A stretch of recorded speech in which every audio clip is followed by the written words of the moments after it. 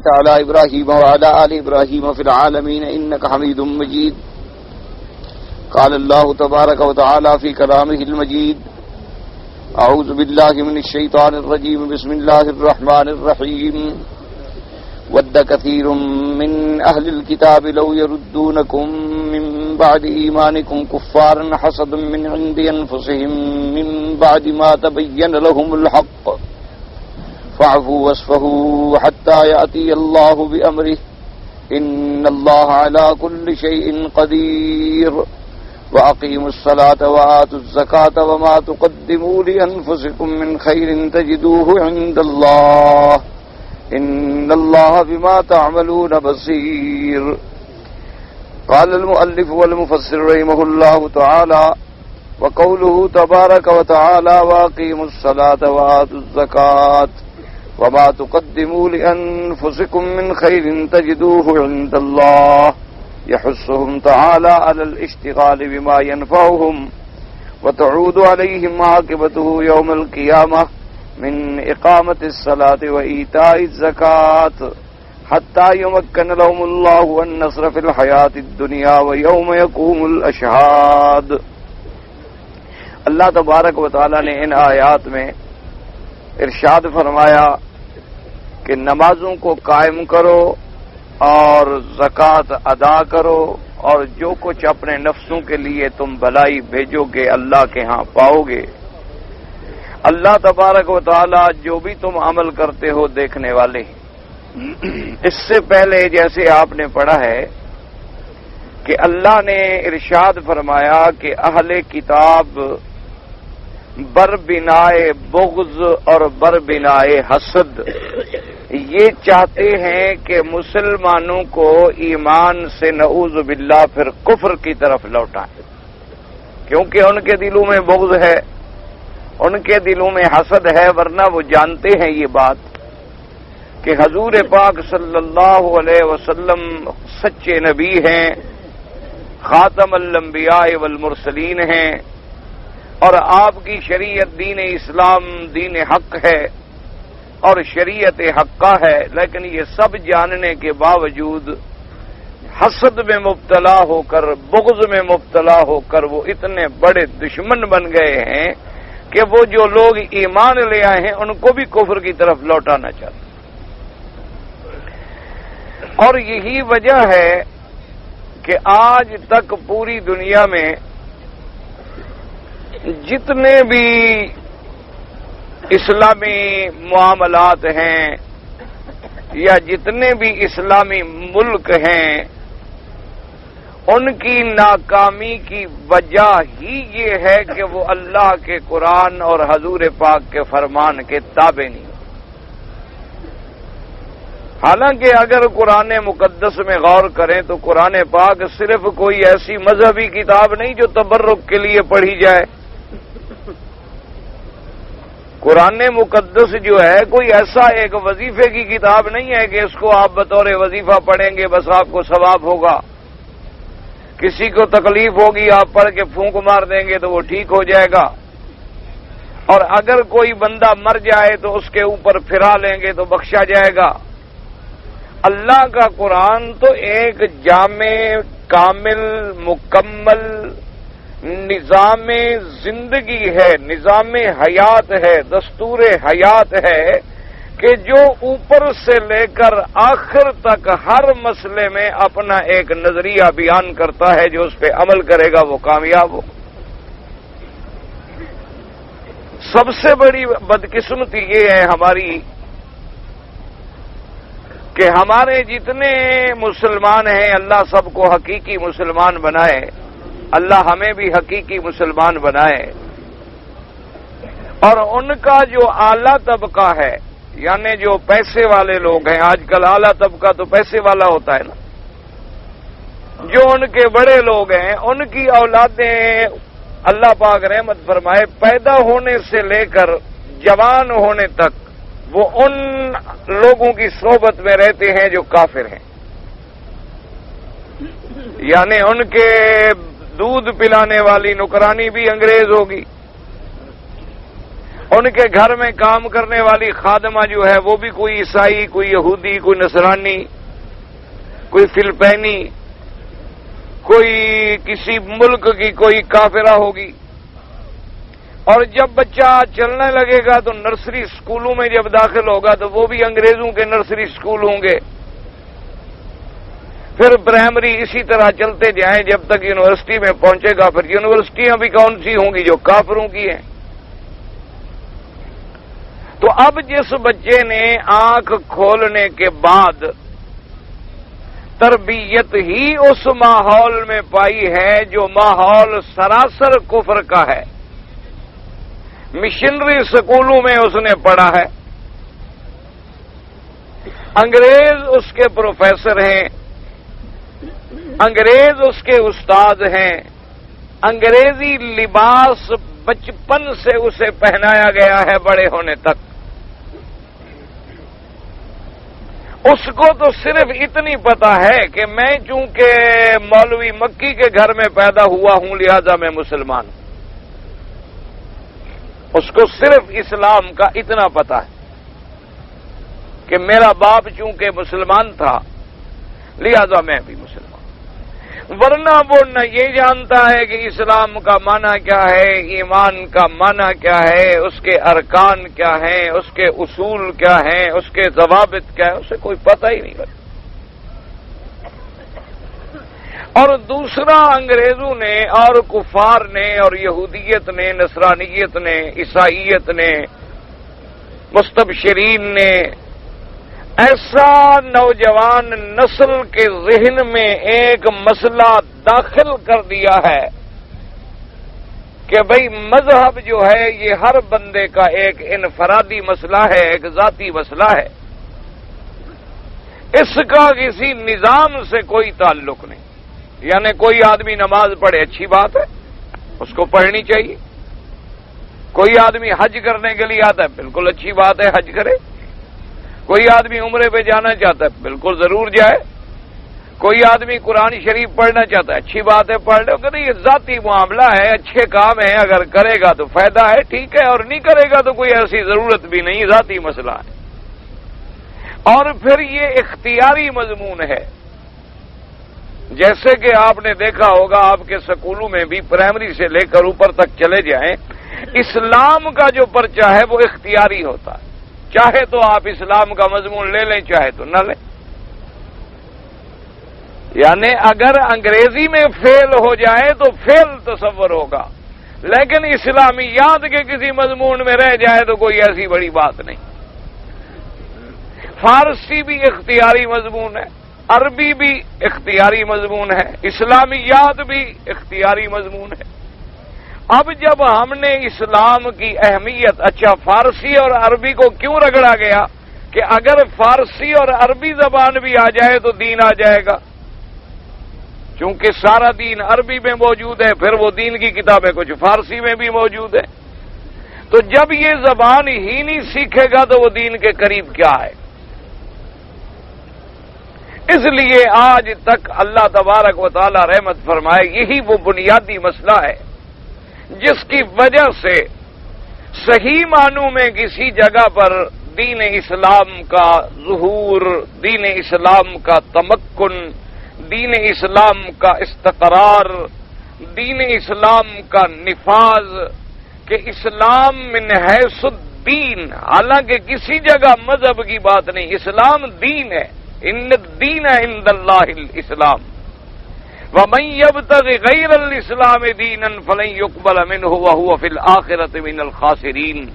اور جب یہ دین ہے، جب یہ کامل مکمل ہے تو اس نے ساری باتیں بتائی، تو اس نے ہمیں بتایا ہے کہ ہم خارجی تعلقات کیسے رکھیں اور داخلی تعلقات کیسے رکھیں۔ اسلام ہمیں یہ سبق پڑھاتا ہے کہ داخلی طور پر تم ایسے بن جاؤ جیسے شیر و شکر ہوتے۔ اسلام ہمیں یہ سبق دیتا ہے کہ داخلی تمہاری پالیسی جو ہے یہ نہیں چل سکتا تھا، صرف یہ سمجھ آتی تھی کہ یہ مومنوں کی ایک جماعت، نہ ان کے اندر کوئی رنگ کا جھگڑا تھا کہ یہ کالا ہے، یہ پیلا ہے، یہ سفید ہے، نہ ان کے اندر زبان کا جھگڑا تھا کہ یہ فارسی الاصل ہے اور یہ عربی النسل ہے، نہ ان کے اندر کسی بات کا تفاخر تھا کہ یہ امیر ہے یہ غریب ہے، نہ ان کے دلوں کے اندر یہ جھگڑا تھا کہ بھی اوس اور خزرج تو ساری زندگی ایک دوسرے کے دشمن قبیلے تھے، لیکن جب اسلام آیا تو بھائی بن گئے۔ اور اسلام نے پہلا سبق ہمیں کیا دیا کہ انما المؤمنون اخوۃ، کے ایمان لانے والے بھائی۔ اب مومن مشرق میں ہے مغرب میں ہے، ایک دوسرے کا بھائی ہے۔ جب کلمہ پڑھ لیا لا الہ الا اللہ محمد الرسول اللہ، تو ہر کلمہ پڑھنے والا ایک دوسرے کا بھائی ہو۔ اور بھائی بننے کا کیا معنی ہوتا ہے کہ بھائی بھائی کا درد محسوس کرتا ہے، بھائی بھائی کا دکھ محسوس کرتا ہے۔ بھائی بھائی کے لیے آپ دیکھ لیں کہ حالانکہ مہاجرین جو مکے سے تشریف لے گئے تھے بڑے بڑے سردار گھرانوں کے لوگ تھے، بڑے بڑے خاندان والے تھے، اور جب مدینہ منورہ میں پہنچے تو بیچارے 3 کپڑوں میں پہنچے۔ حضور صلی اللہ علیہ وآلہ آلہ وصحابہ وسلم تسلیما کثیرا نے دونوں کو بلا لیا کہ مدینے والے بھی آ جاؤ اور مکے والے بھی آ جاؤ۔ آپ نے فرمایا بھی مدینے والوں دیکھو یہ تمہارے بھائی ہیں، مہاجر ہیں، لٹے پٹے ہیں، گھر ان کے چھن گئے، اولادیں ان کی علیحدہ ہو گئیں، مال متا ان کا چھن گیا، یہ مہاجر ہو کر محض دین کے لیے، ایمان کے لیے، اسلام کے لیے، اللہ کے نبی کے لیے مدینے میں آئے ہیں، تو میں یہ چاہتا ہوں کہ تم آپس میں ایک دوسرے کو بھائی بنا۔ تو انصار نے کہا منا وصدقنا، حاضر یا رسول اللہ، بالکل حاضر، بالکل ہمارے بھائی۔ اچھا اب بھائی بنانے کا مقصد کیا تھا؟ بھی ایک دوسرے کی مدد کریں، لیکن صحابہ انصاریوں نے کہا کہ نہیں نہیں، ہمارے پاس گھر میں 2 کمرے ہیں، 1 کمرہ تقسیم کرو، آدھا تمہارا، بھائی جو ہو تم۔ اگر میرے پاس کھجور کے 4 درخت ہیں، 2 تمہارے، میرے پاس 2 بکریاں ہیں تو 1 بکری تمہاری۔ حتیٰ کہ بعض صحابہ نے تو اتنی بھی پیشکش کی مہاجرین کو کہ بھی میری 2 بیویاں ہیں، ان میں سے کوئی پسند کرو میں طلاق دے دیتا ہوں، عدت کے بعد تم شادی کر لو۔ جب بھائی بن گئے تو میں شادی والا، تم بغیر شادی کے کیوں رہو؟ لیکن مہاجرین کی بھی تو غیرت تھی، انہوں نے کہا بھائی کہ اللہ تمہیں جزائے خیر دے، تم نے ہمیں بھائی بنا لیا، ہمیں گھروں میں جگہ دے دی، بس اللہ تمہیں برکت دے، اللہ تمہیں نصرت دے۔ یہ نہیں کہ اب ہم تمہارے سروں پہ سوار ہو جائیں، کہ اب ہم خود یہ کہیں کہ بھی مدینے والوں کو نکال لو اور ہم بیٹھ جائیں یہاں، بالکل نہیں۔ گھر بھی تمہارے، بیویاں بھی تمہیں مبارک، مال بھی تمہیں مبارک، اولادیں بھی تمہیں مبارک، باغ بھی تمہیں مبارک، صرف ہمیں تو کوئی 1 آدھی رسی دے دو، کوئی کلاڑی شلاڑی دے دو، ہم لکڑیاں کاٹ کے بیچیں گے اور خود کھائیں گے، ہم تمہارے اوپر بوجھ نہیں بنیں گے۔ تو اب داخلی ہماری پالیسی کیا ہوئی کہ انما المؤمنون اخوہ، کہ مومن بھائی ہے، آپس میں کیسے رہیں؟ رحماء بینہم، آپس میں ایک دوسرے کے ساتھ رحمت کرنے والے۔ اور پھر میرے پاک نبی نے کتنی تاکید کر دی کہ من لا یرحم لا یرحم، فرمایا تم رحم نہیں کرو گے تو تم پر بھی رحمت والا رحم نہیں کرے گا۔ اور فرمایا من رحم رحم، جو شخص کسی اپنے سے کمزور پہ مہربانی کرے، رحمت کرے، رحمت والا اس پہ رحمت کریں گے۔ اور اس کے بعد کیا فرمایا والمؤمنون بعضهم اولیاء بعض، کہ ایمان والو تم ہی دراصل ایک دوسرے کے دوست ہو۔ مومن مومن کا دوست ہے، مومن مومن کا بھائی ہے، مومن مومن کا خیر خواہ ہے۔ پھر کیا سبق دیا؟ الاخلاء بعضهم لبعض عدو الا المتقین الا المتقون، فرمایا کہ یاد رکھو تمام دوستیاں جو ہیں وہ آخرت میں ختم ہو جائیں گی، لیکن جو ایمان والوں کی دوستی ہے وہ آخرت میں بھی قائم رہے گی۔ جو دوستی اللہ کے لیے ہے، جو دوستی اللہ کے رسول کے لیے ہے، من احب للہ وابغض للہ، فرمایا جو اللہ کے لیے محبت کرے، اللہ کے لیے بغض رکھے، اللہ کے لیے دے دے، اللہ کے لیے روک لے، اس نے ایمان پورا کر لی۔ تو یہ ہمارا ایک داخلی پالیسی تھی جو اسلام نے ہمیں سکھائی کہ ہم آپس میں کیسے رہیں بھائی۔ کبھی یہ جھگڑا نہ کریں کہ جی یہ تو سندھی بولتا ہے، یہ اردو بولتا ہے، یہ پنجابی بولتا ہے، یہ پشتو بولتا ہے، یہ بلوچی بولتا ہے. نہ مسلمان ہے، کلمہ پڑھتا ہے، بات ختم. جو بات جو بولتا ہو بولتا رہے، جو زبان بولتا ہے بولتا رہے. سب آدم کی اولاد ہیں، سب نوح علیہ السلام کی اولاد ہیں. کوئی عربی بولے، کوئی ہندی بولے، کوئی چینی بولے، کوئی پشتو بولے. کیا ہو گیا؟ ایک ہوں مسلم حرم کی پاسبانی کے لیے. مسلمان تو ایک ہو جائیں، بس آپس میں اتحاد، اتفاق، محبت. وَاعْتَصِمُوا بِحَبْلِ اللَّهِ جَمِيعًا وَلَا تَفَرَّقُوا. فرمایا اللہ کے قرآن کی رسی کو مضبوطی سے پکڑ لو اور آپس میں بالکل جھگڑے اور اختلاف نہ کرو. تو یہ ہمارا گویا کہ داخلی مسئلہ تھا. اچھا بھی اب ہم نے باہر والوں سے خارجی طور پر بھی تو تعلقات رکھنے ہیں، وہ کیسے رکھیں؟ تو فرمایا اشداء علی الکفار، کافروں کے مقابلے پہ چٹان بن جاؤ، کافروں کے مقابلے پہ سخت ہو جاؤ، کافروں کے سامنے کبھی نرمی نہ کرنا. فرمایا کیوں؟ والکفار، کفار جو ہیں بعضهم اولیاء، بعض آپس میں دوست ہیں، تمہارے کبھی دوست نہیں بن سکتے. فرمایا لا تتخذوا عدوی وعدوکم اولیاء. مسلمانوں، جو میرا دشمن ہے، جو میرے رسول کا دشمن ہے، جو تمہارا دشمن ہے، اس کو دوست کبھی نہ بنانا. ہمیں ہدایت دی گئی کہ ہم باہر سے خارجی معاملات کیسے کریں. فرمایا ان کے مقابلے میں مضبوط رہو، ان کے ساتھ معاملات رکھو، لیکن تعلق نہیں، ہمدردی نہیں، قلبی واسطہ نہیں. ان سے کسی خیر کی، بھلائی کی امید کبھی نہ کرنا، وہ تمہارے دشمن ہیں.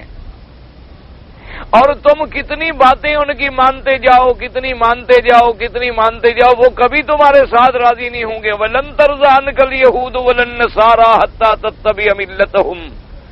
کہ یہ یہودی اور نصرانی تم سے کبھی راضی نہیں ہوں گے. ہاں تم اپنا دین چھوڑ کے یہودی نصرانی بن جاؤ تو پھر راضی ہو جائے،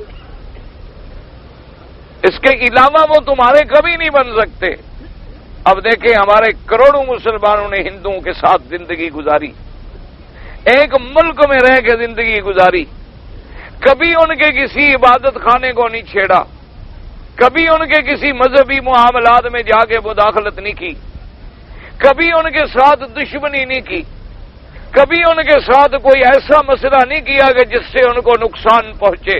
لیکن جب بھی ہندو کو موقع ملا اس نے مسلمان کے ساتھ کیا سلوک کیا؟ جب بھی کافر کو طاقت ملی اس نے کیا کیا؟ مسلمانوں کی مسجدیں اس نے شہید کی، مسلمانوں کی عصمتوں کو انہوں نے پامال کیا. یعنی ہزاروں مسلمان عورتوں کی عصمتیں جو ہیں وہ اجتماعی طور پر آبرو ریزی کی گئی، اور مسلمان عورتوں کو بغیر کپڑوں کے نعوذ باللہ گھروں سے نکال کے ان کی فلمیں بنائی گئیں، مسلمان عورتوں کے پستان کاٹے گئے، مسلمان عورتوں کے ساتھ ایک عورت کے ساتھ کئی لوگوں نے نعوذ باللہ بدفعلی کی اور ان کے منہ میں پانی مانگا تو پیشاب کرتے رہے. کیا ایسی قوموں سے تم کسی دوستی کی، بھلائی کی توقع کر سکتے ہو؟ کوئی اندھا کر سکتا ہے، کوئی کافر کر سکتا ہے، کوئی مسلمان تو نہیں کر سکتا. اسلام نے تو واضح کر دیا کہ رحماء بینہم اشداء علی الکفار. مسلمانوں ان کو اللہ کے قرآن نے واضح کر دیا کہ لا تتخذوا عدوی وعدوکم اولیاء. قرآن نے واضح کر دیا کہ کبھی ان کے آگے نہ جھکنا. فلا تطع الکافرین والمنافقین. میرے مدنی کبھی کافروں اور منافقوں کی بات نہ ماننا، کبھی ان کی کسی بات پہ آپ قائل نہ ہو جانا، یہ دشمن ہے. اور آپ یہ سمجھیں کہ ہم کمزور ہیں، ان کے بغیر گزارا نہیں تو کیسے کریں گے؟ فرمایا وتوکل علی اللہ، اللہ پہ توکل کر لو.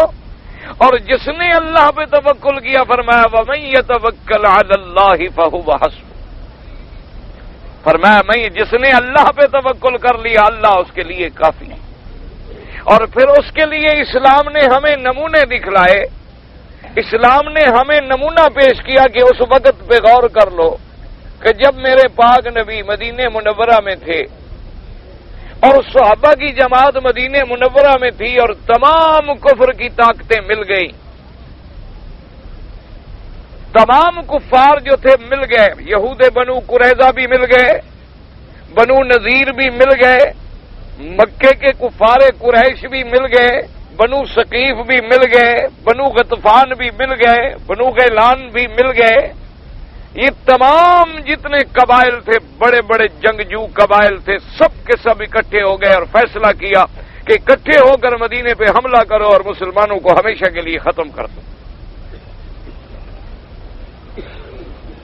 یعنی آپ اندازہ فرمائیں کہ اس زمانے میں 1400 سال پہلے بھی کفر اسلام کے خلاف ایک تھا، آج بھی کفر اسلام کے خلاف ایک ہے۔ جہاں اسلام کو مٹانے کا وقت آئے گا سب کافر مل جائیں گے، جہاں مسلمانوں کو تکلیفیں پہنچانے کا وقت آئے گا تمام کفر کی طاقتیں مل جائیں گی۔ حضور کے زمانے میں سب مل گئے، اور جب حضور کو پتا چلا کہ اتنی فوجیں آ رہی ہیں، اس زمانے میں 12,000 کے لشکر نے مدینہ منورہ کا گھیرا کیا ہے۔ اس زمانے میں اندازہ کر سکتے ہو 12,000 تو بڑی بات تھی، اور 12,000 کوئی برات نہیں آئی ہوئی تھی، جنگ لڑنے آئے تھے، جنگجو تھے اور تیار ہو کے آئے تھے۔ اور مسلمانوں کی کل تعداد کتنی تھی؟ 3,000۔ یعنی اتنا بڑا واقعہ پیش آیا، بڑی لمبی بات ہے، زندگی رہی تو انشاءاللہ کبھی بیان کریں گے۔ حتیٰ کہ حضور پاک کو مدینے کے باہر خندق کھودنی پڑی حضرت سلمان کے مشورے سے کہ یا رسول اللہ، ہمارے ملک میں جب جنگ ہوتی ہے اور خطرہ ہو، دشمن زیادہ ہو، تو ہم اپنے شہر کے باہر ایک خندق کھود دیتے ہیں، ایک نہر بنا دیتے ہیں تاکہ دشمن جو ہے وہ عبور نہیں کر سکتا۔ ادھر اپنے مورچے لگا کے بیٹھ جاتے ہیں، جو بھی عبور کرے گا تیروں پہ رکھ لیں گے، کیونکہ ہم تو تھوڑے ہیں وہ زیادہ ہیں۔ حضور پاک نے یہ بات قبول فرما لی، خندق کھودی گئی، بڑا لمبا واقعہ ہے، قصہ غزوہ احزاب، غزوۃ خندق بڑا مشہور واقعہ ہے۔ تو بہرحال یعنی یہ عالم تھا اللہ اچھا اندر جو بیٹھے ہوئے تھے بنو قریظہ یہودی، وہ تو مدینے کے اندر تھے نا، وہ تو مدینے منورہ سے چند میل کے فاصلے پر ان کے قلعے، ان کے گھر، ان کی جائیدادیں، ان کی قوت، ان کی طاقت، اور 1200 اکیلا تو ان کے پاس لڑاکا آدمی موجود تھا۔ بعض روایات میں 700 ہے، بعض میں 900 ہے، بعض میں 1200 ہے۔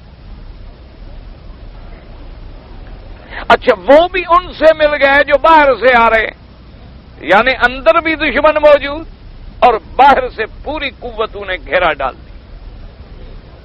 یعنی آپ اندازہ فرمائیں کہ اتنا دہشت تھی، اتنا خوف تھا کہ میرے پاک نبی نے سرکار مدینہ صلی اللہ علیہ وسلم نے ایک رات میں اشارہ فرمایا کہ من یاتینی منکم بخبر القوم، فرمایا میرے صحابہ میں کون ہے جو جا کے حالات لے کے دشمنوں کا پتہ کرے کہ ان کے کیا ارادے ہیں، تعداد کتنی ہے، اور وہ حملے کرنے کے بارے میں کیا منصوبہ بنا رہے ہیں، جا کے خبر لے آئے۔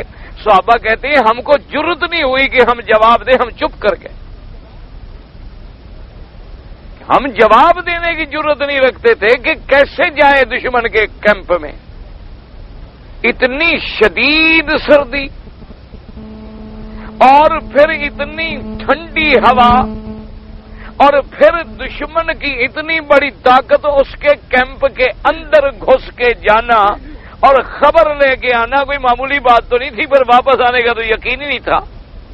صحابہ کہتے ہیں کہ ڈر کے مارے ہم نے ہمت نہ کی، ہم چپ ہو گئے۔ حضور نے پھر فرمایا من یاتینی بخبر القوم، کون جا کے خبر لے آئے گا؟ فسکت، صحابہ کہتے ہیں ہم چپ ہو۔ تیسری دفعہ جب حضور نے فرمایا تو صحابہ کہتے ہیں ہم پھر بھی چپ، ہمت ہی نہیں پڑتی۔ تو حضور کے قریب بیٹھے تھے حضرت حذیفہ رضی اللہ تعالیٰ عنہ۔ حضور پاک نے فرمایا کہ قم یا حذیفہ، حذیفہ اٹھو تم جاؤ اور حال حوال لے کر آؤ قوم کو۔ لیکن آپ نے فرمایا کہ ایک بات یاد رکھنا، میں تمہیں معلومات لینے کے لیے بھیج رہا ہوں، کوئی ایسی حرکت نہ کرنا کہ الٹا دشمن کو لڑوا دو، صرف معلومات لینے ہیں کہ ان کے ارادے کیا ہیں، ان کا طریقہ جنگ کیا ہوگا، اور وہ کس کس جانب سے حملہ کرنا چاہتے ہیں، ان کی تعداد کیا ہے۔ حضرت حذیفہ کہتے ہیں حضور کا حکم تھا، خدا کی قسم میں کھڑا تو ہو گیا لیکن ہمت نہیں پڑ رہی تھی، میرے پاؤں کانپ رہے تھے کہ کیسے جاؤں، اتنے دشمن کے اندر کیسے جاؤں، اور اس شدید سردی میں کیسے جاؤں۔ اب حضور نے چونکہ میرا نام لے لیا تھا اب تو انکار ہو نہیں سکتا تھا۔ پہلے تو ایک عام بات تھی نا بھی کون جائے گا، لیکن اب حضور نے تو میرا نام لے لیا، فرمایا قم یا حذیفہ، تو فرماتے ہیں میں کھڑا ہو گیا اور حضور نے فرمایا میرا اللہ، اس شدت کے حالت میں میرے صحابی جو اس قوم کی خبر لینے کے لیے جا رہے ہیں ان کی تو حفاظت فرما اور ان کو خیریت سے واپس لیا۔ حضرت حذیفہ فرماتے ہیں حضور کی دعا ایسے لگی کہ میں جوں باہر نکلا میں نے ایسے سمجھا کہ میں تو کسی بالکل ہیٹڈ مکان کے اندر جا رہا ہوں، سردی ہے ہی نہیں، جو ہم اندر بیٹھے ہوئے تھر تھر کانپ رہے تھے، میں باہر نکلا تو میں نے یہ سمجھا کہ میرے ارد گرد تو باقاعدہ کوئی گرمی کا انتظام ہو گیا ہے، اور میں جہاں جہاں سے گزر رہا ہوں کسی کو میرا پتہ ہی نہیں لگتا۔ حضور صلی اللہ علیہ وسلم کی دعا تھی۔ حضرت حذیفہ سارے معلومات لے کے واپس آ گئے، انہوں نے آگے حضور صلی اللہ علیہ وسلم کو خبر دی کہ دشمنوں کی تعداد 12,000 ہے اور دشمن مسلح ہے اور تمام کے تمام آپس میں متحد ہیں، اور ان کا ارادہ یہ ہے کہ محاصرہ اور لمبا کر لو، ہر طرف سے ہم نے رسد کاٹی ہوئی ہے، مدینے والوں کو نہ گندم پہنچ سکتی ہے، نہ پانی پہنچ سکتا ہے، نہ کہیں سے کوئی امداد پہنچ سکتی ہے، یہ تو خود بخود 1 مہینے کے بعد ہتھیار ڈال دیں گے، لڑنے کی ضرورت ہی نہیں پڑے گی۔ تو ایسی حالت میں میرے اللہ کے نبی نے اپنے اللہ کے آگے ہاتھ اٹھائے کہ میرا اللہ اب تیرے سوا ہماری کون مدد کرے۔ تو ہمیں سبق کیا ملا کہ جب ایسے حالات پیدا ہو جائیں تو کس سے مانگو؟ صرف اللہ سے۔ حضور پاک نے دعا مانگی اپنے اللہ کے آگے، اور آج مسلمان اللہ معاف فرمائے کبھی کافروں سے مدد مانگتا ہے، کبھی غیروں سے مدد مانگتا ہے، ان کی مدد پہ جینا چاہتا ہے، تو بالکل جب بات ہی الٹ ہو گئی تو اللہ کی مدد کیسے آئے؟ جبکہ قرآن نے یہ بتلا دیا کہ وَمَن نَّصْرُ إِلَّا مِنْ عِندِ اللَّهِ، کہ مسلمانوں تمہاری مدد اللہ کے سوا کہیں سے نہیں آتی۔ حضور صلی اللہ علیہ وسلم نے جب دعا مانگی، اللہ تبارک و تعالی نے قرآن نازل فرمایا کہ میرے نبی جو میرے اوپر توکل کرتے ہیں ان کی حفاظت میں خود کرتا ہوں۔ فرمایا وَأَرْسَلْنَا عَلَيْهِمْ رِيحًا وَجُنُودًا لَّمْ تَرَوْهَا، اللہ نے فرمایا اب جب تم نے میرے آگے ہاتھ پھیلائے ہیں تو ہم نے بھی پھر اپنا ایک لشکر بھیجا جو تمہیں نظر بھی نہیں آتا،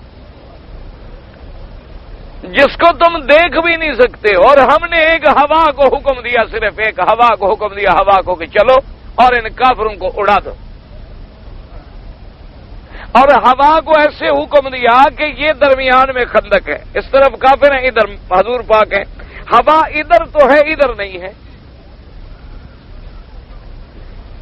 یعنی ہوا ایسی اللہ کے حکم کی تابع ہے کہ جہاں حکم ملا کہ خبردار ادھر مدینے والوں کو نہیں پریشان کرنا، وہ آرام سے سوتے رہیں، نیند کریں، ادھر جو ہیں یہ ہمارے بھی دشمن ہیں، ہمارے نبی کے بھی دشمن ہیں، ذرا ان کو ہم نے سبق پڑھانا ہے۔ اس لیے حضور نے فرمایا نصرت بالصبا واہلکت عاد بالدبور، فرمایا اللہ نے باد صبا بھیج کے میری مدد کی، اللہ نے باد صبا کو بھیجا اور میری نصرت کی، اور قوم عاد کو ہلاک کیا تو دبور بھیجی۔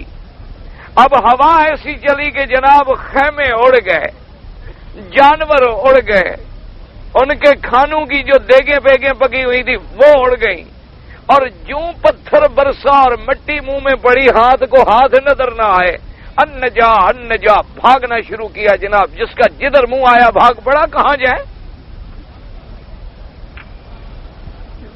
اب صبح کی جب نماز ہوئی تو لازمی بات ہے جب 12,000 آدمی پڑا ہو تو شور ہوتا ہے، کوئی آواز ہی نہیں، کوئی خیمے شیمے بھی نظر نہیں آ رہے. صحابہ نے جا کے دیکھا وہاں تو بندہ ہی کوئی نہیں. ان نے آگے کہا حضور وہ تو کچھ نہیں ہوتا، سب پتہ نہیں کہاں گئے. حضور صلی اللہ علیہ وسلم نے اللہ کا شکر کیا. اللہ کا شکر کرنے کے بعد حضور پاک مدینے واپس تشریف لے آئے اور آپ نے اپنی زرہ مبارک بھی اتار دی. اتار کے بیٹھے تھے کہ جبریل آ گئے. انہوں نے کہا حضور آپ نے زرہ اتار دی ہے لیکن ہم نے تو ابھی تک نہیں اتاری. حضور آپ نے تو زرہ اتار دی ہے لیکن ہم نے تو ابھی تک لباس پہنا ہوا ہے اور میں کافروں کو فلاں مقام تک برکل غمامہ تک بھگا کے آیا ہوں. وہ یوں دوڑتے تھے، ہم پیچھے سے فرشتے اللہ کے حکم سے آوازیں دیتے تھے، وہ سمجھتے تھے مسلمانوں کی فوج چڑھی آ رہی ہے. اور وہ دوڑتے دوڑتے وہاں تک ان کا ستیہ ناش ہو گیا. اب وہ کبھی مدینے کا رخ نہیں کریں گے.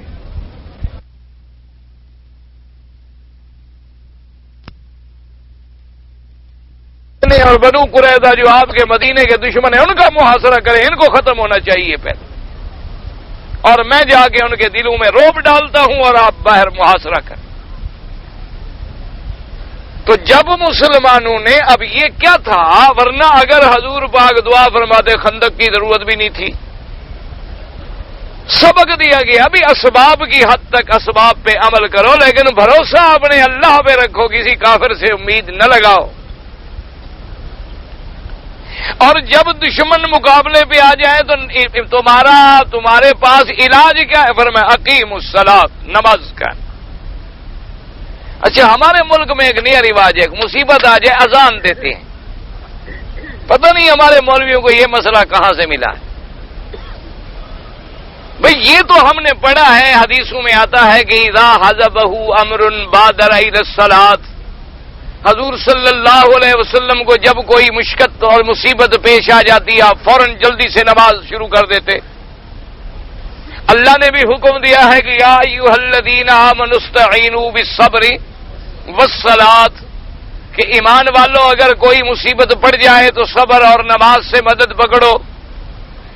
اسی لیے حکم ہے کہ تم پر جیسی کوئی مصیبت آ جائے فوراً 2 رکعت نماز شروع کرو، فوراً اللہ کے دروازے پہ نماز میں پڑ جاؤ اور گر جاؤ سجدے میں. اور اسی کو بعض علماء نے صلاۃ الحاجہ کے نام سے بھی لکھا کہ جب مصیبت پیش آ جائے 2 رکعت اللہ کے آگے نماز پڑھو، اللہ سے اپنی مشکل کشائی کے لیے دعائیں مانگو، اللہ کے آگے جھک جاؤ، اللہ کے ذکر میں لگ جاؤ. اسی لیے حکم ہے کہ چاند پکڑا جائے نماز، سورج گرہن لگ جائے نماز. اسی لیے حکم ہے کہ کوئی مصیبت آ جائے اقیم الصلاۃ، نماز قائم کرو. لیکن ہمارے لوگوں نے کوئی نیا مسئلہ نکالا ہے کہ اصل میں اذان ایک آدمی کو دینی پڑتی ہے نا، تکلیف تو ہوتی نہیں. ایک آدمی چڑھ گیا، لاؤڈ اسپیکر لگا لیا، سارے محلے والوں کو بھی نہ سونے دیا. ایک اذان دے کے اترا، دوسرا طالب چلا گیا، اس نے اذان شروع کر دی. دوپہر ہے تو اذان ہے، ظہر ہے تو اذان ہے، آدھی رات ہے تو اذان ہے، سارا دن اذان ہے. نماز پڑھنے نہ محلے والے آتے ہیں نہ مولوی خود پڑھتا ہے. صرف اذانوں پہ زور ہے. اصل مقصد جو ہے وہ حاصل نہیں ہوتا. تو یہاں بھی اللہ نے پہلے کیا فرمایا، ود کثیر من اہل الکتاب، اہل کتاب والے بہت سارے کیا چاہتے ہیں کہ تمہیں ایمان سے کفر کی طرف لوٹائیں.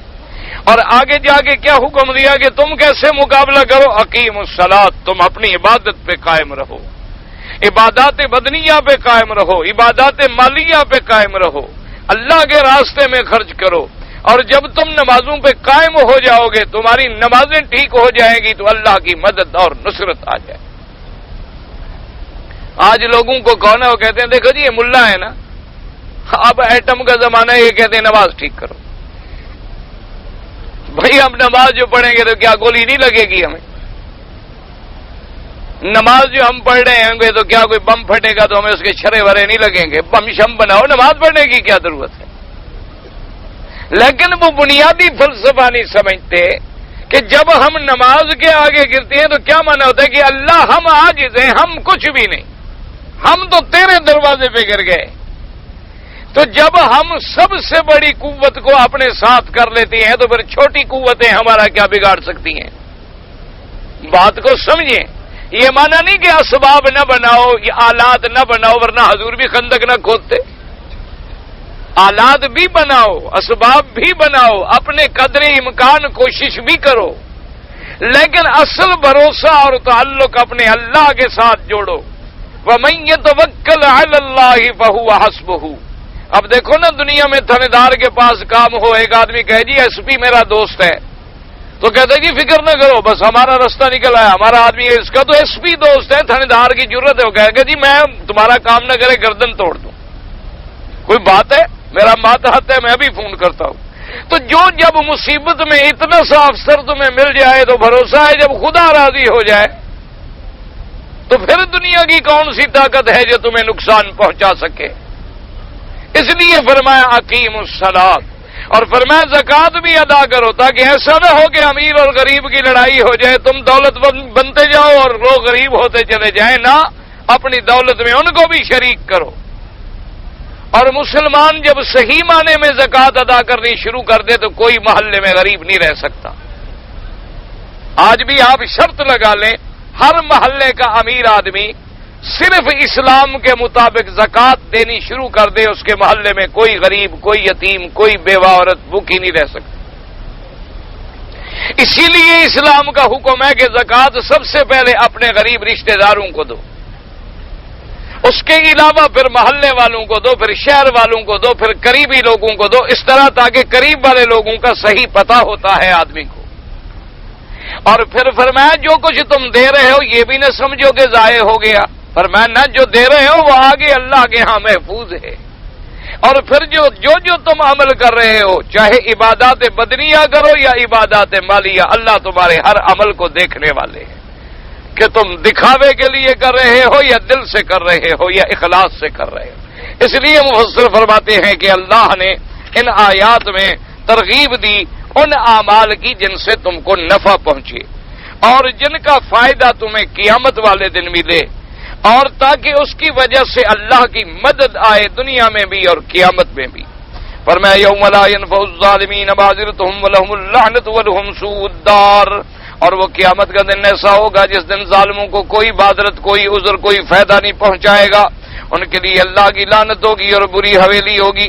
ولہذا قال تعالی ان اللہ بما تعملون بصیر، یعنی انہ تعالی لا یغفل عن عمل عامل، اللہ پاک غافل نہیں ہے، ہر عمل والے کے عمل کو دیکھتے ہیں. ولا یضیع لدیہ سواء کان خیرا او شرا، اور جو کچھ تم کر رہے ہو وہ ہرگز ضائع نہیں ہوگا، اچھا کر رہے ہو بدلہ ملے گا، برا کر رہے ہو بدلہ ملے گا. فإنه سيجازي كل عامل بعمله، ہر عامل کو قیامت والے دن اللہ بدلہ دیں گے، اگر اچھا کرو گے اچھا بدلہ ملے گا. وقال ابو جعفر بن جرير في قوله تعالى ان الله بما تعملون بصير، هذا الخبر من الله للذين خاطبهم بهذه الآيات من المؤمنين انهم مهما فعلوا من خير او شر سرا وعلانية فهو به بصير لا يخفى عليه منه شيء ويجزيهم بالإحسان خيرا وبالإساءة مثلها. بعض مفسرین نے فرمایا یہ اللہ کی طرف سے خبر ہے. اللہ پاک نے جن مومنوں کو حکم دیا تھا، اللہ پاک ان کو فرماتے ہیں کہ جو تم عمل کرتے ہو، اچھا کرو یا برا کرو، ظاہر کرو یا چھپ کے کرو، اللہ کے آگے کوئی چیز چھپی ہوئی نہیں ہے. اللہ تبارک و تعالیٰ تمہارے اعمال کا تمہیں بدلہ دیں گے. اچھا کرو گے تو اچھا بدلہ ملے گا، برا کرو گے تو اسی طرح جزا ملے گی. وَهَذَا الْكَلَامُ إِنْ كَانَ قَدْ خَرَجَ مَخْرَجَ الْخَبْرِ فَإِنَّ فِيهِ وَعْدًا وَوَعِيدًا وَأَمْرًا وَزِجْرًا. مفسر رحمۃ اللہ علیہ فرماتے ان اللہ بما یعملون بصیر، حالانکہ جملہ بے اعتبار ظاہر جو ہے خبر ہے، لیکن اس کے اندر وعد بھی ہے، وعدہ بھی ہے کہ اچھا عمل کرو گے تو بدلہ دوں گا، وعید بھی ہے برا کرو گے تو سزا دوں گا، اور اس میں حکم بھی ہے، اس میں زجر بھی ہے. وذلك انه اعلم القوم انه بصير بجميع اعمالهم ليجدوا في طاعته اذ كان ذلك مذكورا لهم عنده حتى يصيبهم عليه.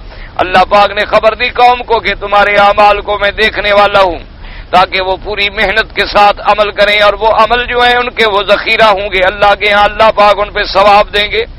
کما قال تعالی وما تقدموا لانفسکم من خیر تجدوه عند اللہ وليحذروا معصیته، اور اللہ کی نافرمانی سے بچو، اللہ ہر چیز کو دیکھنے والی ہیں. قال واما قولی بصیر فانه مبصر صرف الى بصیر کما صرف مبدن الى بعید، یعنی بصیر مبصر دیکھنے والے، بصیر کی طرف لوٹایا گیا، معلم علیم. وقال ابن ابي حاتم اخبرنا ابو زرع قال اخبرنا ابن بكير قال حدثني ابن حية عن يزيد بن أبي حبيب عن أبي الخير عن عقبة بن عامر قال سمعت رسول الله صلى الله عليه وسلم وهو يقرأ هذه الآية سمیع بصیر یقول بکل شیء بصیر. اللہ پاک ہر چیز کو دیکھنے والے ہیں، کوئی چیز اللہ تبارک و تعالیٰ کے آگے مخفی نہیں ہے، کوئی چیز اللہ تبارک و تعالیٰ کے آگے چھپی ہوئی نہیں ہے. تو ہر آدمی جو ہے وہ اپنے اعمال کو بہتر بنانے کی کوشش کرے، اخلاص سے کرے، اللہ پہ بھروسہ رکھے. اللہ آپ کو بھی اور مجھے بھی صحیح عمل کی توفیق دے.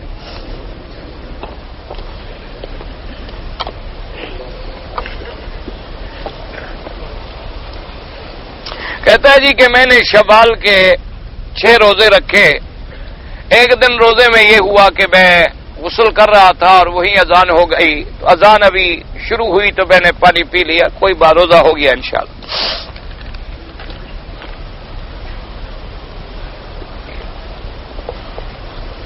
کہتا ہے جی کہ میں نے احرام کراچی سے نہیں باندھا اور جدے سے باندھا. بھئی جدے سے جب آپ نے باندھا ہے تو میقات گزر گیا، لہذا ایک بکری بطور دم آپ کو دینی ہے، اور وہ ابھی جلدی دے سکتے ہیں دے دیں، ورنہ جب اللہ توفیق دے وہ بکری آپ بعد میں بھی دے سکتے ہیں. لیکن پاکستان میں نہیں دے سکتے، دم حد حرم میں دینی ہوگی. البتہ آپ یہ کر سکتے ہیں کہ بعد میں وہاں سے پیسے بھیج دیں کسی کو اور وہ آپ کی طرف سے بکری ذبح کر دے.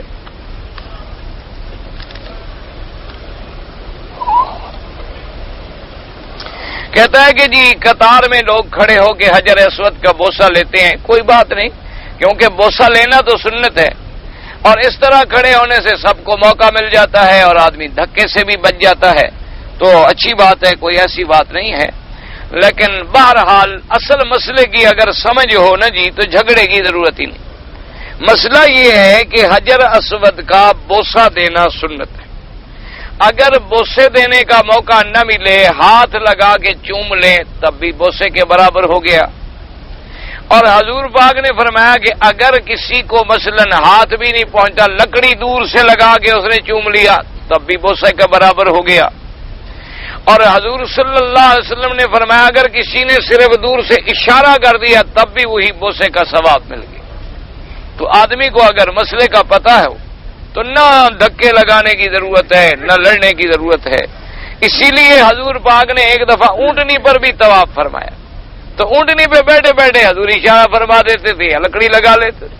تو اس لیے تاکہ امت کے لیے ایک تو طواف کرتے ہوئے حضور کو دیکھ لیں اور نظر آ جائے، اور دوسرا سمجھ آ جائے کہ کوئی ضروری نہیں ہے کہ ہم ہر چکر میں بوسہ دیں یا ہر طواف میں بوسہ دیں. موقع مل جائے الحمدللہ، نہ ملے تب بھی الحمدللہ، ثواب میں ہمارے کوئی فرق نہیں آتا. لیکن اصل مشکل یہ ہے کہ ہمارے ہاں چونکہ چومنے کی ہے عادت، ہم پیر کو بھی چومتے ہیں، پیر کے پاؤں بھی چومتے ہیں، اور پیر صاحب فوت ہو جائیں تو پھر قبر کو بھی چومتے ہیں، اور قبر شریف پہ جو روضہ بنا ہوا اس کو بھی چومتے ہیں. اور اگر موقع مل جائے تو 10 محرم کو دلدل شریف کو بھی چومتے ہیں، زری شریف کو بھی چومتے ہیں، علم شریف کو بھی چومتے. ہمیں چومنے کا بڑا مصیبت پڑی ہوئی ہے نا. اس لیے اگر حجر اسود کو انہوں نے بوسہ نہ دیا تو لوگ کہیں گے اس نے حج ہی نہیں پڑا، اس نے عمرہ ہی نہیں کیا. کہا حجر اسود کو بوسہ دیا اور پھر تمہارا کیا حج ہے، تمہارا حج ہی نہیں. نماز نہ پڑھیں تو کوئی حرج نہیں، پھر حج ہو جاتا ہے، اس کا عمرہ بھی ہو جاتا ہے. لیکن بوسہ نہ دے تو یہ بڑا مسئلہ، یہ مسئلہ سارا اٹکا ہوا اسی بوسے میں. کیونکہ ساری زندگی جو ہم نے سیکھا یہی بوسہ دینا ہے، تو بیچارے کیا کریں. کوئی کہیں سے کعبہ شریف کو چمٹا ہوگا، کوئی مقام ابراہیم کو بوسہ دے رہا ہے، اور اس کو پتا ہے کہ بھی مقام ابراہیم، اسی لیے ان بیچاروں نے کوشش کی اوپر شیشے کا خول لگا دیا کہ بھی دیکھ لو اور بوسے سے بچیں. لیکن انہوں نے کہا جو باہر لگا ہوا ہے نا یہی شیشہ، اس کو بھی ہم بوسہ دیں گے، شاید یہ ابراہیم علیہ السلام نے بنایا تھا. خدا کے بندے ہیں، اللہ کی مخلوق ہے، کیا کرے آدمی، کیا ان کو مسئلہ سمجھائے.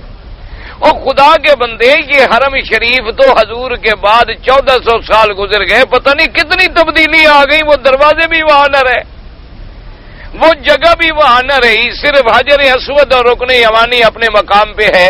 اور سنت ہے ہاتھ لگا لو، نہ ملے بسم اللہ اللہ اکبر السلام علیکم چلے جاؤ. کوئی لڑائی کی ضرورت نہیں، کوئی وقت ضائع کرنے کی ضرورت نہیں.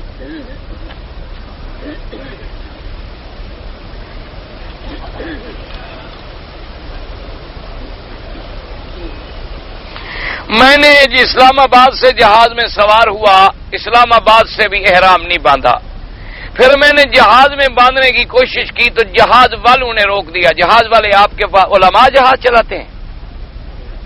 آج کل میرے خیال میں مولویوں نے یہی کام شروع کر دیا کہ وہاں جہاز چلاتے ہیں۔ مسئلہ جو بتا رہے ہیں بیچارے، انہوں نے جو کہا کہ نہ باندھو کہ ہم میقات سے دور سے گزرتے ہیں اور تم جدے سے واہ، اس سے بڑا بے وقوف کوئی ہوگا مسئلے بتانے والا؟ اچھا، آپ عمرے کے لیے آ رہے تھے، احرام نہیں باندھا تو کرنے باقی کیا کیا آپ نے؟ یعنی آپ آ تو رہے تھے عمرے کے لیے، اسلام آباد بھی آپ کو احرام کا موقع نہیں ملا تو کرنے کیا آ رہے تھے آپ؟ اور خدا کے بندے، جب تم عمرے کے لیے آ رہے ہو تو سب سے پہلے تو تم اپنے گھر سے غسل کر کے تیار ہو کے احرام وغیرہ کی چادریں وادریں پہلے وہ کام کرو نا۔ جس کام کے لیے آ رہے اس کا تمہیں موقع نہیں ملا، باقی تمہیں سب موقع ملا، ٹکٹ بھی مل گئی، سیٹ بھی مل گئی، جہاز میں کھانا بانا بھی مل گیا ماشاءاللہ، سامان شامان بھی تم نے ڈھونڈ لیا، وہ بھی غائب نہیں ہوا، سب کام ٹھیک ہو گیا، صرف احرام کی چادریں نہیں ملی۔ عمرہ بھی قضا کرو حضرت، اگر جدے سے کیا ہے تو ٹھیک ہے، ایک بکری دم ادا کرو۔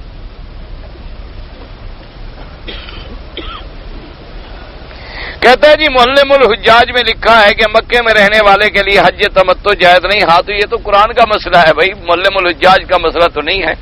قرآن خود کہتا ہے کہ تمتع وہ کرتے ہیں ذالک لمن لم یکن اہلہ حاضر المسجد الحرام، کہ جن لوگوں کے اہل جو ہیں وہ مکے میں نہیں رہتے ان کے لیے ہوتا ہے تمتع، یعنی باہر سے آنے والے جو اشہر حج میں آ کے عمرہ کریں گے اور پھر حج کریں گے ان کا تمتع ہوگا۔ مکے میں رہنے والے جو ہیں ان کا حج افراد ہوگا۔ ہاں اگر وہ لوگ خود کہیں باہر چلے گئے اور انہوں نے بھی عمرہ کر لیا تو پھر علیحدہ بات۔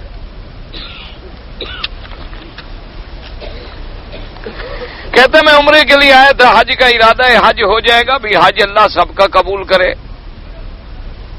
سورت فاتحہ امام کے پیچھے پڑھنا، جو پڑھتے ہیں ان کی بھی نماز ٹھیک ہے الحمدللہ، جو نہیں پڑھتے ہیں ان کی نماز بھی ٹھیک ہے، کوئی جھگڑے وگڑے میں نہ پڑھیں۔ جو پڑھتے ہیں ان کے نزدیک حدیث مبارک ہے کہ نماز فاتحہ کے بغیر نہیں ہوتی، وہ اس حدیث سے استدلال کرتے ہیں۔ اور جو حضرات نہیں پڑھتے ان کے نزدیک بھی حدیث ہے کہ من کان لہ امام فقراۃ الامام لہ قراۃ، جس کا امام ہے امام کا پڑھنا سب کا پڑھنا۔ تو اس لیے کسی جھگڑے میں نہ پڑھو، یہ جھگڑے والے مسئلوں کے لیے بہت سارے مولوی ہیں، مجھے معاف رکھو، مجھ سے وہ مسئلہ پوچھا کرو جس کا عقیدے سے تعلق ہو، جس کا تمہاری اصلاح سے تعلق ہو۔ یہ افضل اولا کے مسئلے ہیں، جو کرتے ہیں الحمدللہ ان کے ساتھ بھی نہ جھگڑو، جو نہیں کر رہے اللہ سب کی حاضری قبول فرمائے۔ اور دونوں حضرات مل کے ان کے لیے محنت کرو جو باہر کھڑے ہیں نماز بھی نہیں پڑھتے، ان کے لیے محنت کرو، آپس میں نہ لڑو۔ یہ تو 1400 سال گزر گئے، اب آپ کے اور میرے کہنے سے کوئی مسئلہ حل نہیں ہو سکتا، اور سب کے پاس حدیثیں ہیں، سب حق پہ ہیں، اللہ سب کی قبروں پہ کروڑوں رحمتیں فرمائے۔ نماز پڑھنے کے وقت کعبہ سامنے ہو تو نگاہ، امام شافعی فرماتے ہیں کعبہ سامنے ہو تو نظر کعبے پہ ہو۔ امام ابو حنیفہ رحمۃ اللہ علیہ فرماتے ہیں کہ نظر سجدے والی جگہ پہ ہو، کیونکہ نماز عاجزی کا نام ہے، بندگی کا نام ہے، تذلل کا نام ہے، جتنی عاجزی اختیار کرے گا اتنی زیادہ فائدہ۔ اگر ایک آدمی نے احرام سے فارغ ہو کر یعنی صفا مروہ دوڑ کے بال خود کاٹ لیے کوئی حرج نہیں، ایک دوسرے کے کاٹ لیے کوئی حرج نہیں۔ 10 ذی الحجہ کی رمی کے بعد 11، 12 تینوں جمروں کو ایک دن بھی 12 کو کنکریاں مارنا درست ہے؟ مجھے نہیں سمجھ آیا کیا مطلب۔ 10 ذی الحجہ کو صرف ایک پہ کنکری مارنی ہے بڑے جمرے پہ، اور 11 کو چھوٹا درمیانہ بڑا تینوں پہ مارنی ہے، 12 کو بھی چھوٹا درمیانہ بڑا تینوں پہ مارنی ہے بس۔ اگر کہتے ہیں جی کہ کسی آدمی نے رمضان کے روزے میں نعوذ باللہ روزہ توڑا، اس پہ کفارہ لا دے، میں بھی کیسے توڑا؟ یہ تھوڑا ہے روزہ ویسے ٹوٹ جائے تو اس پہ بھی کفارہ ہے۔ کفارہ تب ہوتا ہے کہ کسی نے روزے کی حالت میں بیوی سے جماع کیا، تو اب یہ ہے کہ اس کے بعد 60 روزے رکھنے کی طاقت نہیں ہے تو پھر 60 مسکینوں کو کھانا کھلا۔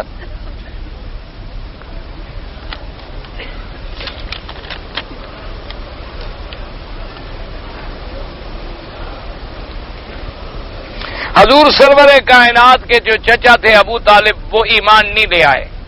صحیح حدیث میں موجود ہے حضور پاک آخری وقت میں آئے ان کے پاس، لیکن انہوں نے انکار کر دیا. انہوں نے کہا کہ میں اپنے آباء و اجداد کے دین پہ ہوں.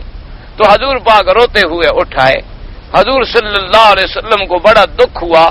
اللہ نے قرآن نازل کیا انک لا تہدی من احببت ولکن اللہ یہدی من یشاء، کہ میرے نبی ہدایت ہمارے ہاتھ میں ہے، ہم جس کو چاہیں ہدایت. ابو طالب کا ایمان صحیح حدیثوں میں ثابت نہیں ہے. اصل مشکل پتہ ہے کیا ہے کہ سیدنا ابو بکر کا ابا بھی مسلمان، خاندان بھی مسلمان، بیٹے بھی مسلمان، سارا خاندان مسلمان. تو یہ ہمارے ملنگ جو ہے ان نے کہا کہ چلو حضرت علی کے ابے کو تو ہم مسلمان کریں نا زبردستی، ورنہ ابو بکر کا مقابلہ کیسے کریں. تو اس لیے ورنہ وہ مسلمان نہیں ہے. تو بخاری شریف میں حدیث ہے، صحیح حدیث ہے. کہتے ہیں جی چھوٹی داڑھی جو رکھواتے ہیں، بھی چھوٹی داڑھی تو نہیں رکھنی چاہیے. بہرحال نہ رکھنے والوں سے تو رکھنے والا بہتر ہے کہ داڑھی والوں میں آ تو گیا نا، اب اللہ کرے گا بڑھے گی. جو ہے ہی نہیں، جس نے بیج ہی نہیں ڈالا زمین میں تو اگے گا کیا؟ اس نے کم از کم بیج تو ڈال دیا ہے نا، کچھ نکلنا تو شروع ہو گیا ہے نا. تو انشاءاللہ اللہ حیا دے گا، بڑھ بھی جائے گی. تو بہرحال باقی سنت یہ ہے کہ کم از کم ایک مشت کے برابر داڑھی ہونی چاہیے. عمرے پہ جو آئے ہیں اور حج کے لیے ٹھہرے ہوئے ہیں، نماز پوری پڑھیں بالکل. چونکہ ائمہ کے نزدیک یہ ہے کہ 4 دن یا 4 دن سے زیادہ اگر ٹھہرنے کی نیت کر لے. امام ابو حنیفہ رحمۃ اللہ علیہ کے نزدیک 15 دن. تو بہرحال اب آپ نے تو حج تک ٹھہرنے کی نیت کی ہوئی ہے، تو لہذا مسافر تو نہیں رہے آپ.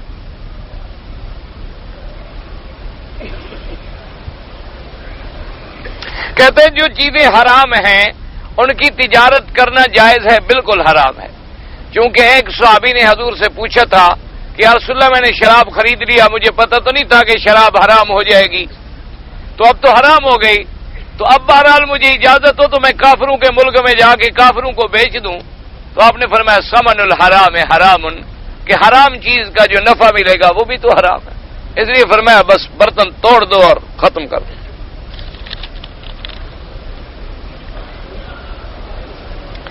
کہتے ہیں جی میں ایک ایسے ادارے میں کام کرتا ہوں جہاں مجھے پینٹ پہننی پڑتی ہے، پتلون، اور میں نے سنا ہے کہ اسلام میں پتلون کی اجازت نہیں. یہ تو بات نہیں کہ اسلام میں پتلون کی اجازت نہیں، کوئی بات نہیں، آپ پینٹ پہن سکتے ہیں، کوئی ایسی بات نہیں.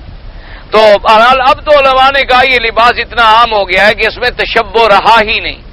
منع اس لیے کیا گیا ایسے لباسوں سے جس سے یہودیوں اور نصرانیوں سے تشبہ ہو یا ان کا جو دین کا شعار ہو. اب یہ لباس تشبہ نہیں رہے، تو اس لیے کوئی حرج نہیں.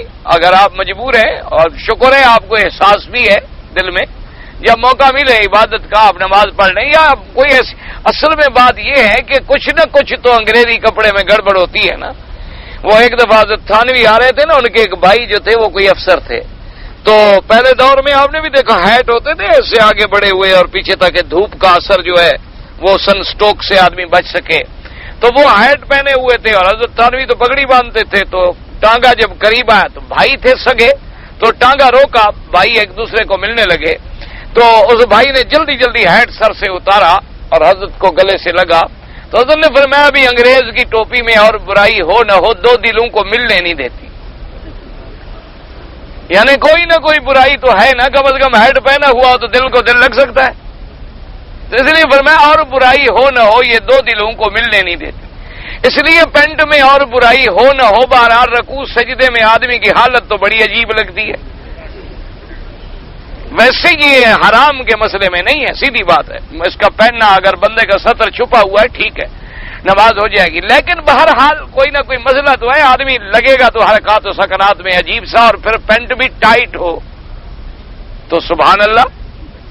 تو اس لیے بہتر یہ ہوتا ہے کہ ایک آدمی عربی یہ فوطا نہیں ہوتا چادر سیدھی ہوئی، اس کو اپنے پاس رکھ لیا کر، نماز کے وقت اسی کے اوپر باندھ لی تاکہ اطمینان سے نماز بھی ہو گئی. اور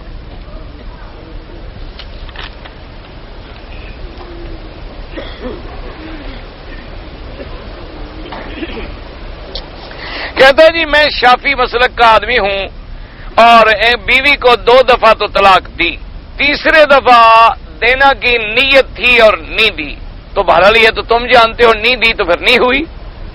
اگر تم نے دی تھی تو پھر 3 پوری ہو گئی، شافی ہو یا حنفی ہو، مسئلہ طلاق تو پکی ہو گئی. طلاق تو ایسی چیز ہے نا کہ بھئی یہ تو گولی ہے، ہاں تم نے نیت کی تھی لیکن دی نہیں تو پھر طلاق نہیں ہوگی.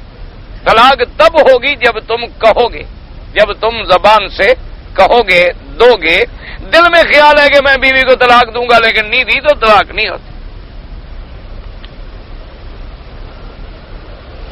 کہتے ہیں جی تلاوت قرآن کے پاس سجدہ یعنی تلاوت کی سجدے کی آیت آ جائے اسی وقت کر لے. صرف حنفی حضرات کہتے ہیں وقت مکروہ ہے تو بعد میں کر لے. اگر حرم شریف سے قرآن لے جائیں ہم گھر میں پڑھتے رہیں پھر رکھ دیں کوئی بات نہیں. میرا والد فوت ہو گئے، ان کا حج اپنا کر چکے ہو تو والد کا کرو.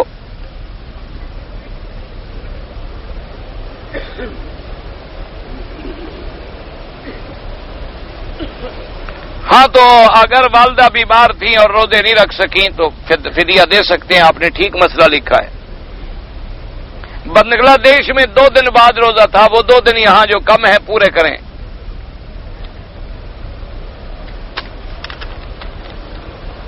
حج کا ارادہ بھی حج کے مسئلے انشاءاللہ حج قریب آنے تو پھر بیان کریں گے. حجر اسود چوری ہوا تھا، ہاں بالکل ہوا تھا، انشاءاللہ پھر زندگی تو بیان کر لیں گے. نماز عصر کے بعد مغرب تک حنفی حضرات کہتے ہیں نہ پڑھے، باقی ائمہ کے نزدیک حرم میں جائز ہے. آدمی بھائی کی مدد نہیں کرتا، اللہ اس کو توفیق دے مدد کرنے کی. اب مدینے میں عید کی اور اس کے بعد عمرہ کیا تمتع ہو گیا، بکری حج کی دے گا. اگر آدمی اعتکاف میں تھا بیمار ہو گیا اعتکاف توڑ دیا کوئی بات نہیں، بعد میں جب اللہ صحت دے پورا کر لے.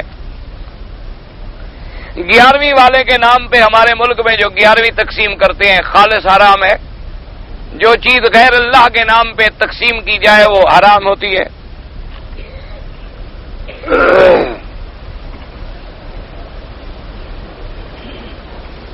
ایک آدمی بیوی روزے سے ہے، خاوند بھی اور بیوی بھی روزے سے ہے، اور اگر ان کو خیال آتا ہے وہ مجبور ہوں تو بہرحال جماع کریں گے تو کفارہ دینا پڑے گا. اور اس کے لیے علاج جو ہے وہ یہی ہے ٹھنڈے پانی سے نہا لے، اعوذ باللہ پڑھ لے، قرآن شریف کی آیت پڑھ لے تاکہ دل سے شیطانی وسوسہ جو ہے نکل جائے. اور کیا علاج کرے.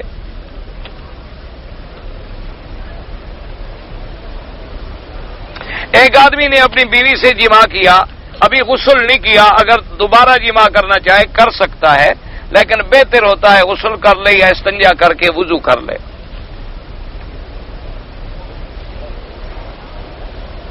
میرا ایک گھر ہے کرایہ ملتا خالی پڑا ہوا ہے، تو جب کرایہ ملے زکات دے دینا.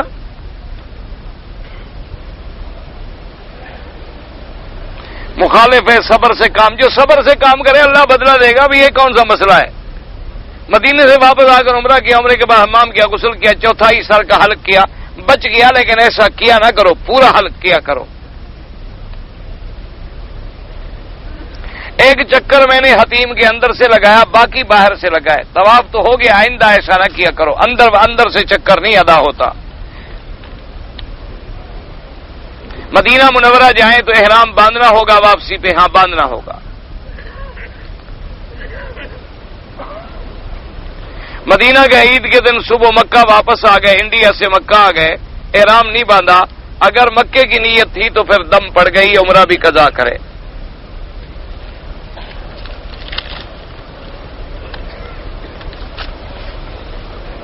جس آدمی نے رمضان میں عمرہ کیا بعد میں عمرہ نہیں کیا اس کا حج مفرد ہے، اس کے ذمے کوئی بکری نہیں ہوتی حج کی.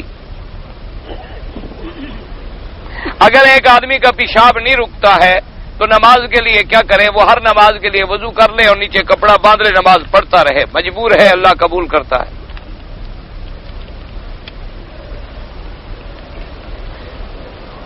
میں عمرے کے ویزے پر آیا تھا، جدے میں میرا دوست تھا، میری نیت تھی کہ وہاں جاؤں گا لیکن دوست نہ ملا، تو چونکہ نیت جدے کی تھی پھر کوئی دم نہیں. ایک آدمی سنی ہے، اس کا پیر شیعہ، یہ اچھا سنی ہے، ایسے پیر کی بیعت توڑ دو. یہ سنی ہوگا سن سے، سنت سے نہیں ہوگا. اہل سنت سے ہو تو کبھی ان کو پیر بنا سکتا ہے باطل فرقے والوں کو. 15 تاریخ کو ماہ شوال کی عمرہ ہو سکتا ہے، ورنہ بعد میں حج کرنا لازمی. یہ کوئی مسئلہ نہیں کہ 15 شوال تک عمرہ ہو سکتا ہے، نہیں ہو سکتا، جب بھی چاہو ہو سکتا ہے. لیکن جو اشہر حج میں عمرہ کرتے ہیں حج تمتع ہو جاتا ہے بس. یہ بھی اسی طرح کا سوال ہے. رمضان میں بھول گیا، فطرہ دینا بھول گیا، رمضان میں صدقہ فطر نہیں دیا، اب ویسے خیرات کر دو لیکن فطرے کا ثواب نہیں ملتا. میں مدینے سے واپسی پر ماہ رمضان میں عمرہ کی احرام نہیں کھولا، جدہ چلا گیا، وہاں جا کر بال منڈوائے، چلو ٹھیک ہے، لیکن آئندہ جب بھی کرو تو حرم میں بال منڈواؤ. مقام ابراہیم کا تو قرآن میں ذکر موجود ہے، رکن یمانی بھی جنت کا پتھر ہے، اور حتیم جو ہے کعبے کا حصہ ہے، کعبہ اندر کعبۃ اللہ، اس کے اندر نماز پڑھنا ایسے جیسے کعبے میں پڑھیں. ایک کہتے ہیں ہمارے ملک میں کوئی چوری ہو گیا تھا، ٹی وی وغیرہ چوری ہو گیا، پھر کسی کو بلایا تو انہوں نے ایک لڑکے کے ناخن پہ سیاہی لگائی اور چور کو دیکھا اور یہ کیا. پہلے تو ٹی وی چوری ہو گیا، اچھا ہو گیا الحمدللہ. پھر یہ ہے کہ جس مولوی نے یہ دیکھا کہ اس کو چور نظر آ گیا تو اس مولوی کو بٹھا دو، تھانے وانے اڑا دو، کیا ضرورت ہے پھر تھانے رکھنے کی چور ڈھونڈنے کے لیے؟ ایسے مولوی کافی ہے، وہ بس ناخن میں بتا دیا کرے گا آئندہ ڈاکو. تو یہ سب جھوٹ ہوتے ہیں، دھوکہ ہوتا ہے، فریب ہوتا ہے، کسی کو پتہ نہیں، علم غیب کا مالک اللہ ہے. اصل میں بات یہ تھی کہ یہ ایک طریقہ ہوتا تھا کہ مثلا ہمیں پتہ ہے کہ ہم 10 آدمیوں میں کوئی ایک چور ہے، تو بعد لوگوں نے ایک نفسیاتی حربہ بنایا کہ ایسا کرو تاکہ وہ ڈر کے مارے چوری پھینک دے، ورنہ پتہ شتا کسی کو نہیں لگتا، علم غیب اللہ کے پاس ہے. 7 ذی الحجہ کو مینا جا سکتے ہیں، بالکل جا سکتے ہیں.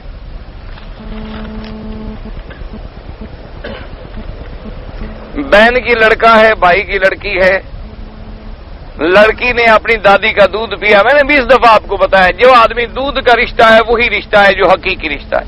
جس کا دودھ پی لے وہ ماں بن گئی، اس کی بہن اس کی بہن ہے، اس کے بھائی اس کے بھائی ہے. عورت کو حالت احرام میں چہرہ ڈھانپنا چاہیے. چہرہ اگر مرد سامنے آ جائے تو کپڑا گرا لے، اگر مرد دور ہو تو پھر کپڑا اٹھا لے.